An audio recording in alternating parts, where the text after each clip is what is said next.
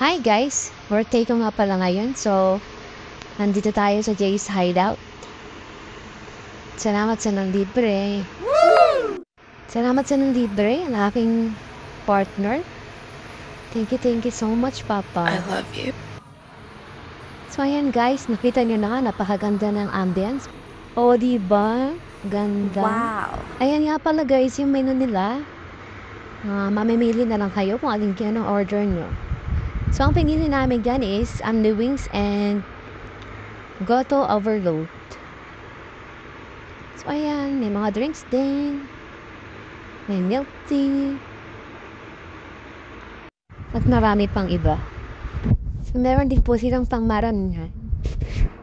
Kung marami kayong kakain. Ayan po, may tag 149 yun. So, ayan po yung sa Goto. Ang sarap niyan, guys. Actually, ayan yung dahilan kung bakit kami bumalik dito. Wow.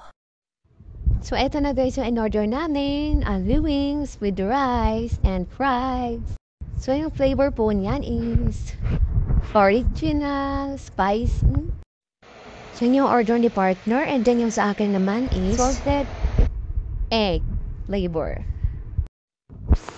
Ito na ang ating pork overload gato.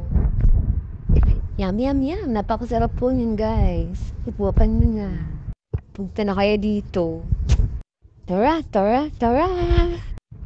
Yung gota natin, guys, may libre na nga pala siyang iced tea. O, diba? Winner!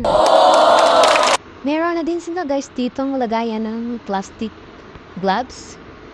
Siyempre, magkakamay tayo dahil mas masarap kumain pag nakakamay. Diba?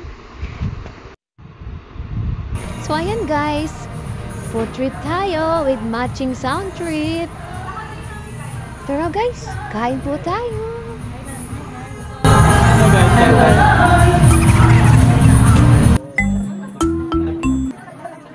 So, yung in-order namin na only wings, only rice, and only fries ay sa unang bigay pa lang ng server, busog na kami guys. Kaya hindi na kami umulit-ulit kasi masasayang lang yung pagkain kung hindi pa kami ulit.